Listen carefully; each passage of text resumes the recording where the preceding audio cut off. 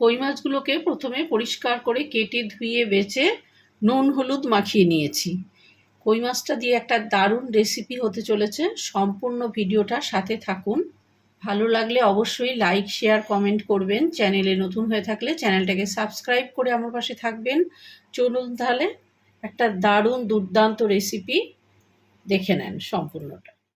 ওভেনের ওপর কড়া বসিয়ে সর্ষের তেল দিয়ে কইটা প্রথমে ভেজে নিচ্ছি। কই মাছটা কড়াইয়ের তেলটা ভালো মতো গরম হয়ে গেছে। এবার এর মধ্যে এক এক করে মাছগুলো ভেজে নিচ্ছি।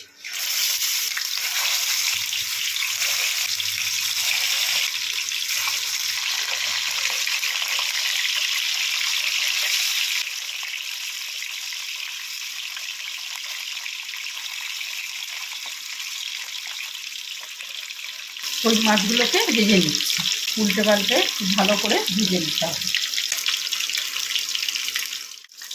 দু পিঠই ভালো করে ভাজা হয়ে গেছে মাছগুলোকে, এবার নামিয়ে নিচ্ছি।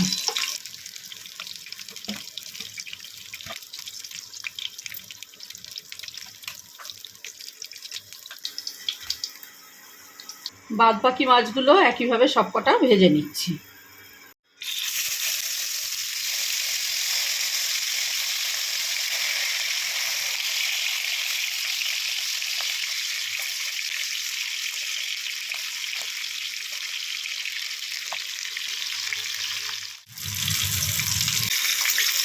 সব মাছগুলো ভাজা হয়ে গেছে, এবার এগুলোও তুলে নিচ্ছি।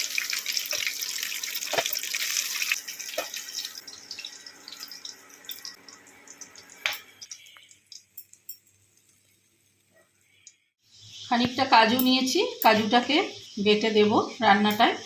বেশ অনেকটা পরিমাণ কাজু নিয়েছি। কাজুগুলোকে ভেঙে নিয়েছি ছোট ছোট করে। কাজুটাকে একটু জল দিয়ে ভিজিয়ে রাখলাম। আমন্ড একটু পরিমাণে কিন্তু একটু বেশি বেশি লাগে। আমন্ডটাও একটু জল দিয়ে ভিজিয়ে রাখবো।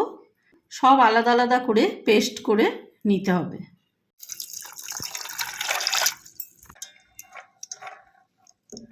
আমন্ডটাও ভিজিয়ে রাখলাম। এটাকেও একটু ভেজার পরে তারপরে এটাকে পেস্ট করে নেব। এখানে একদম গাঢ় দুধ নিয়েছি, 1 কাপ গাঢ় দুধ, মানে দুধ জ্বালিয়ে বেশ গাঢ় করে রাখা রয়েছে। এখানে পেঁয়াজ, আদা, রসুন আর লঙ্কা একসাথে করে বাটা রয়েছে। এটা আমের পাল্প, এটা ডিপ ফ্রিজের মধ্যে ছিল, বরফ হয়ে রয়েছে গাগুলো। এইরকম আমের পাল্প করে সারা বছর আপনারা সংগ্রহ করে রেখে দিতে পারেন। অনেক কিছু বানানো যায়। আমের ফুলুরি, আমের মালপোয়া, আমের যে কোনো রকমের পিঠে, পাটিসাপটা, বা এই যে আম দিয়ে কোনো যদি রেসিপি করতে চাই সেটা কিন্তু সারা বছর ধরে আমরা করতে পারবো। এরম আমের পাল্প করে ডিপ ফ্রিজে রেখে দেবেন। যদি মনে করেন অল্প একটু ভিনিগার মিশিয়েও রাখতে পারেন। আমার তো এমনিই থাকে, সারা বছর এরকম আমের পাল্প করে রেখে দিই বিভিন্ন রকমের রেসিপি করার জন্য। আমের মালপোয়া এত খেতে সুন্দর হয়। আমের কেক তো প্রায় করি বাড়িতে, আমের কেকও খুব সুন্দর হয়। এই রেসিপিটাও একদিন আপনাদের সঙ্গে শেয়ার করব। বরফের ধোঁয়া উঠছে এখন খানিকক্ষণ এটা বাইরে রাখবো।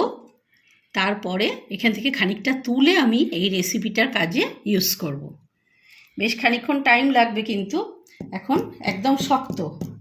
খানিকক্ষণ রাখলে একটু নরম হবে, তখন আমি এই রেসিপিটার জন্য এখান থেকে 3-4 চামচ মতো তুলে নেব। এটা কিন্তু একটা পাত্র না, আমি এরকম আরও একখানা বড় পাত্রে এরকম আম জমিয়ে রেখেছি। সারা বছর রাখবেন, কি আম কি তাল সব কিছুই এরকম করে রেখে দিলে সারা বছর কিন্তু নষ্ট হয় না। একদম ডিপ ফ্রিজেই রাখবেন, তাহলে নষ্ট হবে না। যদি মনে করেন সেরকম ছোট ছোট বাটি করে রাখবেন, এক একটা বাটি বার করে এক একবারে রান্নায় ইউজ করবেন। মিক্সিতে দিয়ে কাজুটা বেটে নিচ্ছি প্রথমে। এরমভাবে একে একে তিল, আমন্ডটা সবই এরকম বেটে নেব পরপর। কাজুটা বেটে নিলাম। কাজু বাটার বাটিটার মধ্যেই আমন্ডটাও বেটে নিচ্ছি। আমন্ডটা একটু জল বেশি লাগবে।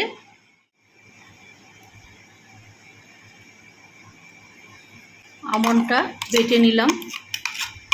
এখানে খানিকটা তিল ধুয়ে রেখেছি, সাদা তিল, এটা একটু বেটে দেব এই রান্নাটায়। তিলটাকেও বেটে নিচ্ছি। তিলের মধ্যে কিছুটা কাঁচা লঙ্কা দিয়ে নিলাম। তিল আর কাঁচা লঙ্কা বাটাটা হয়ে গেল। এবার এর মধ্যে ছোট সাইজে 2টো টমেটো পেস্ট করে নেব। তিল বাটার মিক্সির মধ্যে টমেটোটাও পেস্ট করে নিচ্ছি। মাছ ভাজার তেলটা অফ করে রেখে সমস্ত রকমের যত রকমের বাটনা আছে সেগুলোকে বেটে নিলাম। এবার এটার মধ্যে কুচানো পেঁয়াজ দিয়ে দিচ্ছি।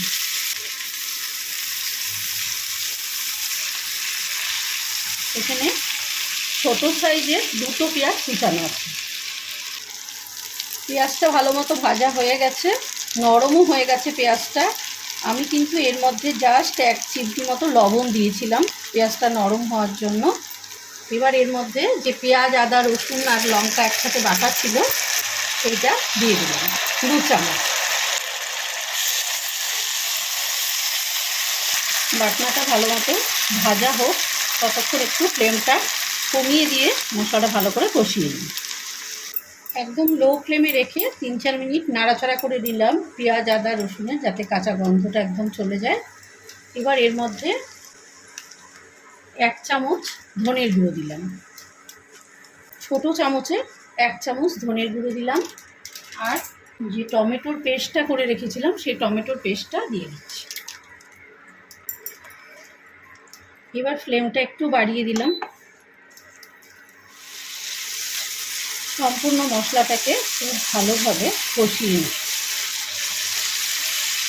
মশলাটা 2-3 মিনিট ভাজা হওয়ার পরে খুব সুন্দর করে কষে গেছে, পাশ থেকে তেল ছেড়ে দিয়েছে। এবার আমি এর মধ্যে একটু হলুদ দিলাম, ছোট চামচে 1 চামচ মতো হলুদ দিলাম। আর দিচ্ছি কাশ্মীরি লঙ্কার গুঁড়ো, এটাও ছোট চামচে 1 চামচ।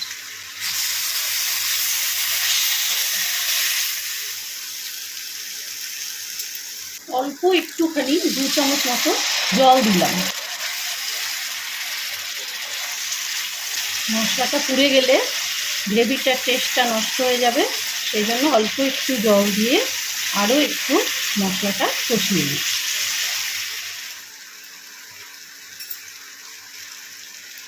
ছোট চামচে 1 চামচ লবণ দিলাম। পেঁয়াজটা ভাজার সময় অল্প একটু লবণ দেওয়া ছিল, খুবই অল্প সেটা, আর এখন 1 চামচ লবণ দিলাম। পরে যদি লাগে পরে বুঝে দেবো। এটা রেডি হয়ে গেছে। এবার এর মধ্যে এই মাছগুলো ছেড়ে দিচ্ছি। সম্পূর্ণ মাছগুলো দিয়ে মশলাটার সাথে ভালোভাবে কষিয়ে নেব। সব মশলাটা সুন্দর করে মাছের গায়ে মাখিয়ে এটাকে একদম লো ফ্লেমে একটু ঢাকা দিয়ে রেখে দেবো খানিকক্ষণ। যে কোনো রান্না ধৈর্য যদি না দিই তাহলে কিন্তু রান্নাটা সুন্দর হয় না। সবসময় আমি বলি রান্নাটা একটা শিল্প, বিভিন্ন রকম এক্সপেরিমেন্টের ফলে একটা খুব ভালো রেসিপি তৈরি হয়। এবার এটাকে ঢাকা দিয়ে খানিকক্ষণ রেখে দেব। একদম লো ফ্লেমে এটাকে ঢাকা দিয়ে এরকম 5 মিনিট রেখে দেবো। ফ্লেমটা কিন্তু লোতে থাকবে, নইলে মশলাটা যেহেতু বেশি জল নেই, মশলাটা একদম কষা কষা, তাহলে তলায় ধরে যাবে না। এরকম 5 মিনিট একদমই লো ফ্লেমে রেখে দেবো।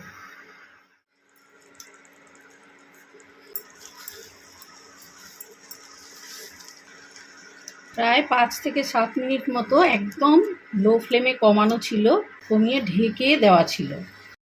এখানে তিল আর লঙ্কা বাটাটা দিয়ে দিলাম।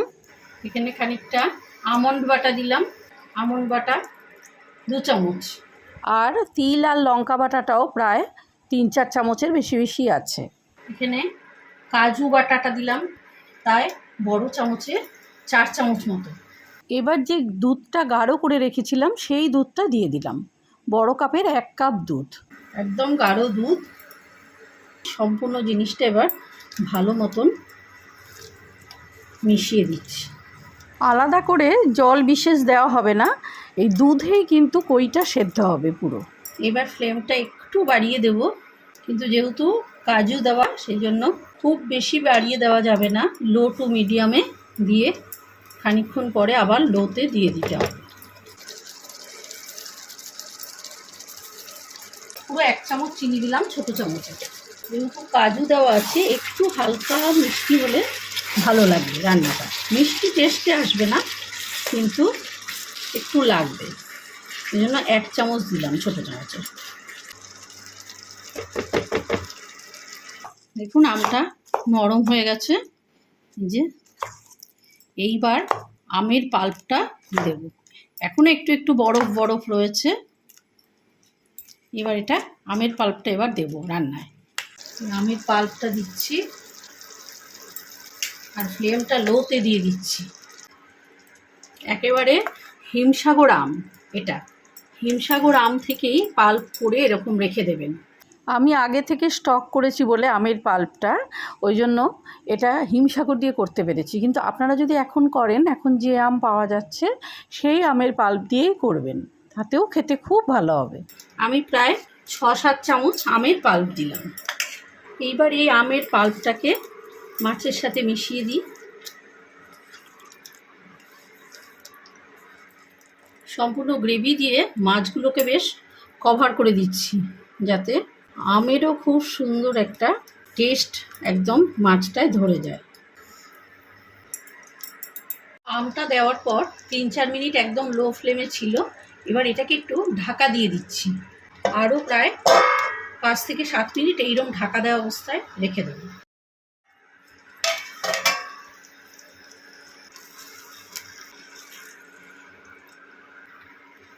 পাঁচ 7 মিনিট পরে এসে একবার নাড়াচাড়া করে দিলাম। রান্নাটা সম্পূর্ণই হয়ে গেছে। একটু ফ্রেশ ক্রিম দেব। এখন ফ্রেশ ক্রিম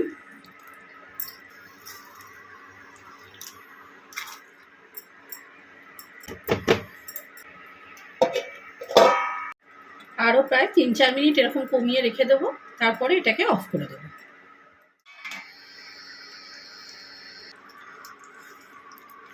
ফ্রেশ ক্রিমটা দেওয়ার পরে প্রায় 5 মিনিট পরে আসলাম।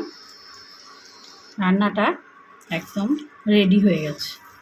এবার আমি এটাকে অফ করে দেবো, দিয়ে 10 মিনিট স্ট্যান্ডিং টাইম হিসেবে রেখে তারপরে পরিবেশন করব। অবশ্যই এই সুস্বাদু রান্নাটা বাড়িতে করবেন, কোনো ঝামেলাই নেই সেরকম রান্নাটা করতে। রান্নাটা এইভাবে করে খেয়ে দেখবেন যে কই মাছ এত সুন্দর লাগছে, আপনার বারবার মনে হবে এইভাবে রেসিপিটা করি। আম কই রেসিপি, দারুণ সুন্দর একটা রেসিপি। হয়ে গেছে, অফ করে দিচ্ছি ফ্লেমটা। আবারও 10 মিনিট স্ট্যান্ডিং টাইম হিসেবে এরকম ঢেকে রেখে দেবো, তারপরে পরিবেশন করব।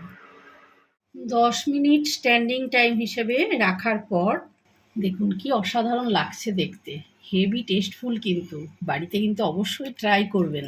এবার আমি এটাকে পরিবেশন করছি।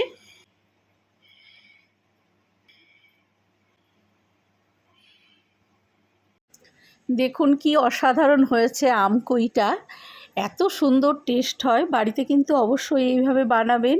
ভিডিওটা ভালো লাগলে লাইক শেয়ার কমেন্ট করবেন। চ্যানেলে নতুন হয়ে থাকলে চ্যানেলটাকে সাবস্ক্রাইব করে আমার পাশে থাকবেন।